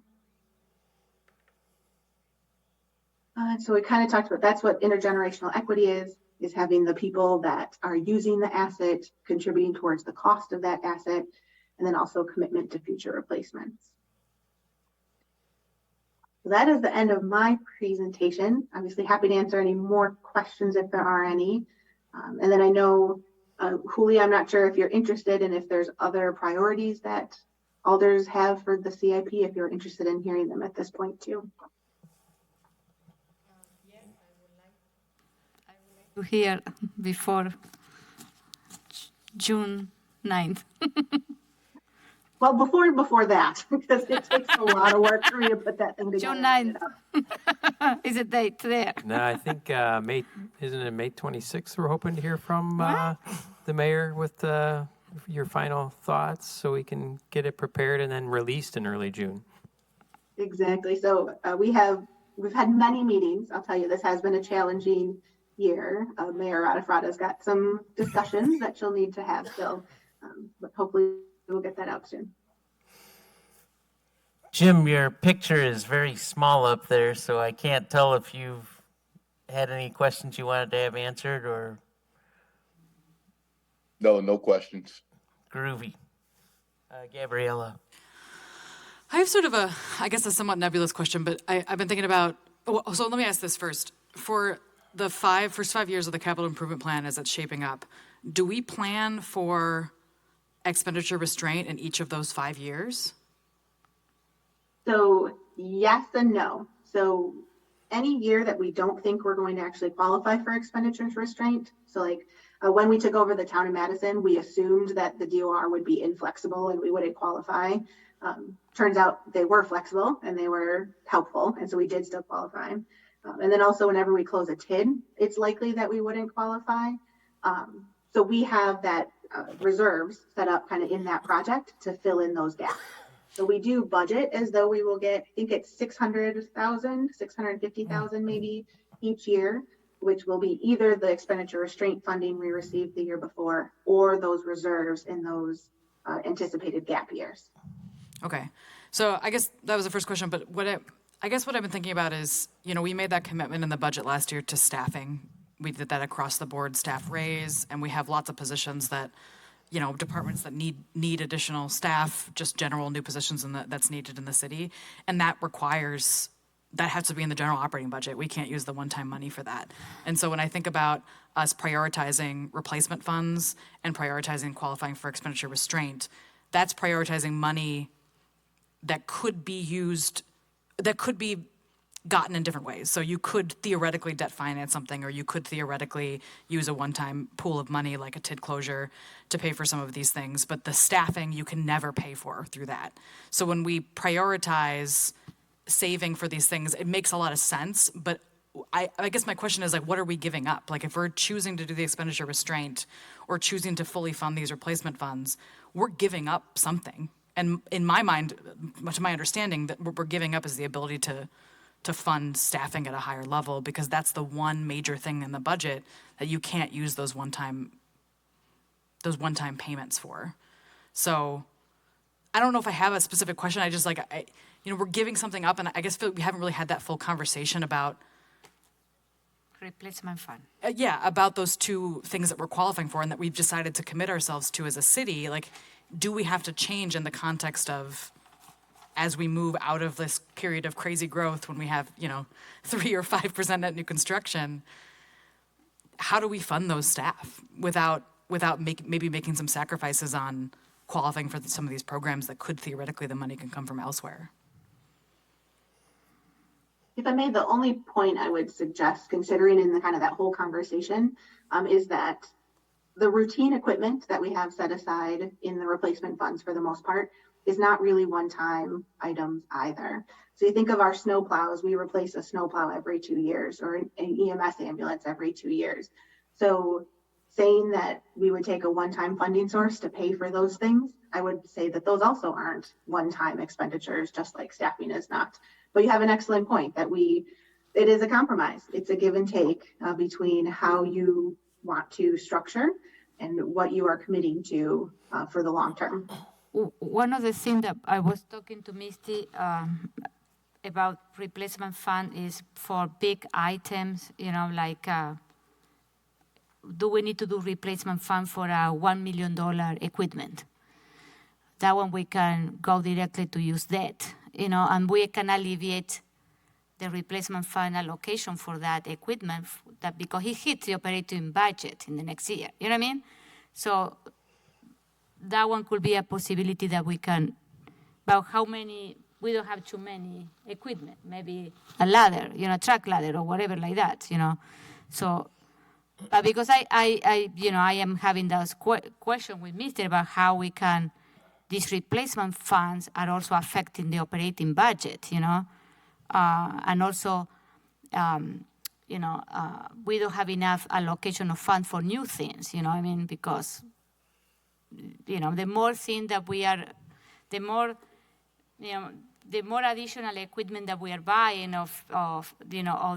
for example, the pickable carts, we need to start thinking about replacement funds for those one, or, in the future. So if we start saving, because this is like a prepay for me in accounting, we are prepaying or saving,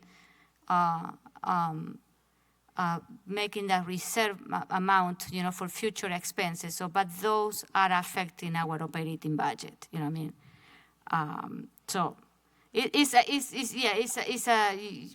for one, replacement fund are good because we are, saving for the future in case that we have, to fix those equipment. We have the money available and we don't use that or levy, in that moment. Maybe we don't have the money, the cash to do it. But on the other hand, it's putting a pressure in the operating budget, for sure. Yeah. Well, as somebody who was around, who got elected because of the crappy financial policies of the previous administration before 1993, I would be very, very strongly against eliminating the capital replacement fund or not contributing to it, because we didn't used to have that, and we got ourselves into a world of hurt. And I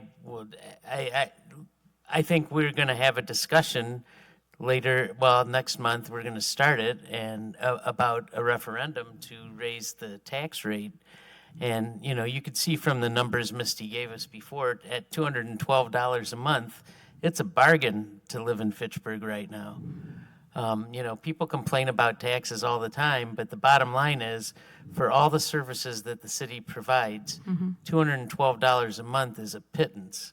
So I think we need to have that discussion. We need to build some more things into the budget so that we can properly take care of the residents. No, yeah, but I am not saying that we need to get rid of the replacement fund. I am telling you what are how it's affecting the operating budget. Of course it does. But that's something that we have to be, It's a policy. It's something we have to do, because it's otherwise, when you start violating those policies, it becomes easier and easier to do it. And I would just strongly, strongly oppose that. I think our policies have gotten us to a place now that, in 1993, the council had no idea that we would be in the position we are now. We were in bad shape. The previous administrations had made a mess out of everything. So I think that it's important to continue to do what we've been doing in accordance with those policies. Go ahead. I have another question. So, Misty, because generally speaking, in terms of our rating, we don't want to draw down the general fund or draw down the fund balance on a regular basis, just because it's bad practice. But I mean, I wonder if there's an opportunity to, at the end of a year, to not put money into the fund balance, if instead redirect that thing towards the end of the year towards something that we fill up a replacement fund for building systems, rather than put that money into a fund balance as a one-time use, because obviously pulling that money out at a later date might be complicated, but if we reallocate that money at the end of a budget year, maybe there's an opportunity there. Is that something we've considered or we've done, or is there something wrong with that thought?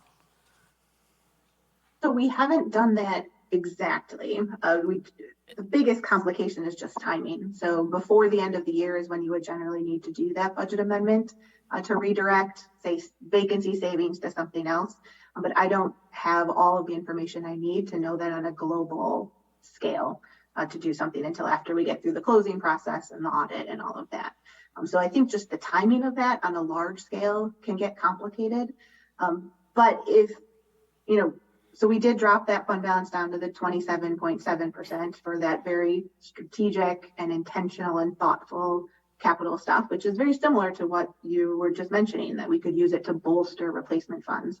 I think I could argue an amount that is above policy that we could use for a purpose like that. I don't think it has to happen before the end of the year. And we just want to make sure we're very clear about that it's only the amount above policy and it would go just towards specific things.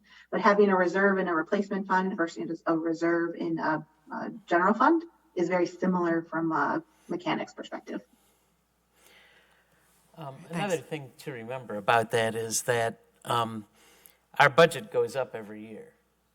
And so the amount of money that we have to have in cash reserve, there I am using that term again, in fund balance, the amount we have to have in fund balance in order to maintain that 15 to 25% also goes up. So if, for instance, we get to the end of 2023 and we don't add anything to fund balance, that 27.7% is going to be less going into 2024 because we're just dealing with bigger numbers. It's one of the crazy things about dealing with percentages, and that's one of the things that's been frustrating regarding the levy limit, because that's all percentages. The state dictates percentages, and that's how we come to these things. And the thing is, as the valuation of the city goes up and up and up every year, because our valuation is almost $5 billion now, something like that. Yeah, 3% of that is a much bigger number and requires a lot more construction in order to maintain that. So, I remember when our valuation was $2.2 billion, and it was, it was okay to get to 3%, but now you have to build bigger and bigger and bigger things in order to get there. And so it makes it very difficult, which is why this whole levy limit thing that the legislature passed back in the day is just bad for local municipalities.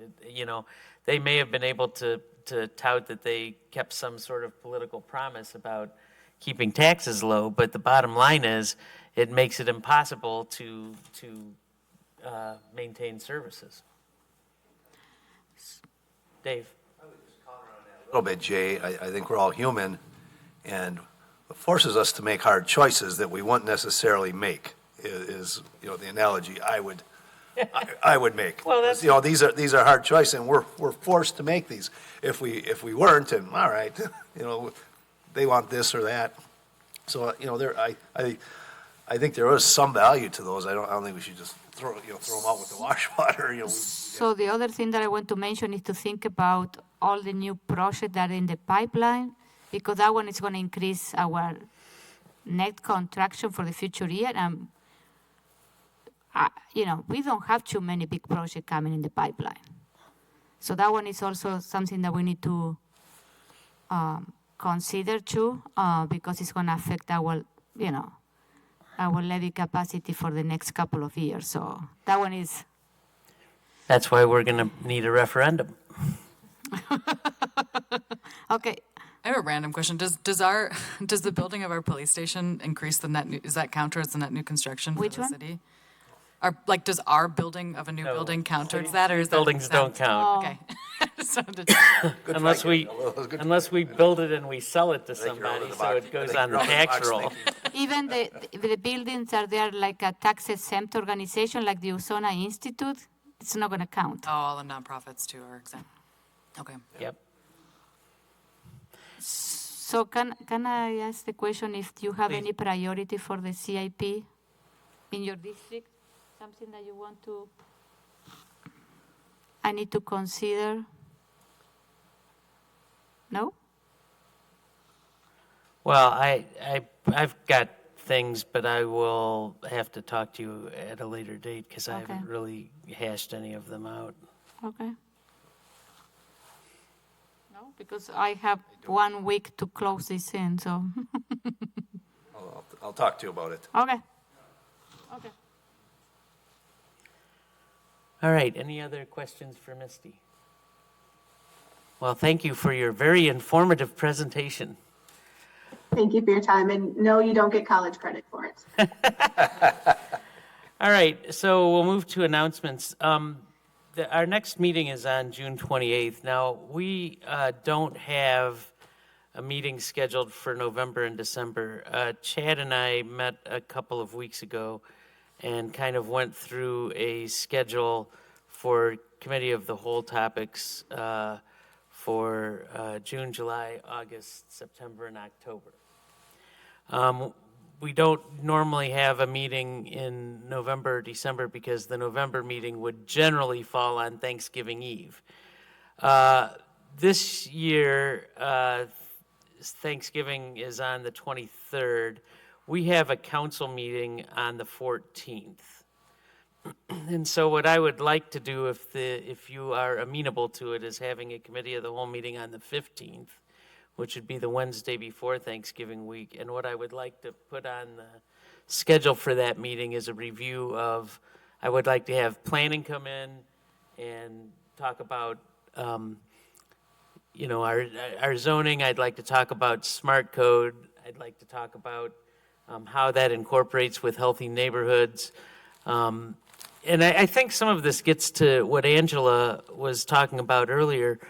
I don't really know that we're going to be able to draw people to Fitchburg with big athletic facilities. That just doesn't seem very likely to me. As much as she would like to have those kinds of things, I just don't see that in the cards. But I do think as we are developing out in the uptown area, and I don't know how many of you have looked at that plan, but we're supposed to have a pretty big, pretty active entertainment district in that neighborhood. And I'd like planning to kind of talk about how that's going to work, maybe have some presentation of that plan. But I would like to do that in November, get healthy neighborhoods involved so that, because all this stuff that we do, all these plans we approve, link to that and kind of make a connection. So, are you all interested in doing a meeting on November 15th with that topic? I'm fine. Excellent. 100%. Yep. Please put it on the calendar. And with that, we will move to item 8, which is adjournment. I'll move for adjournment. Second. Thank you. Any other discussion? Seeing none, all in favor? Aye. Okay. Any opposed? Motion carries.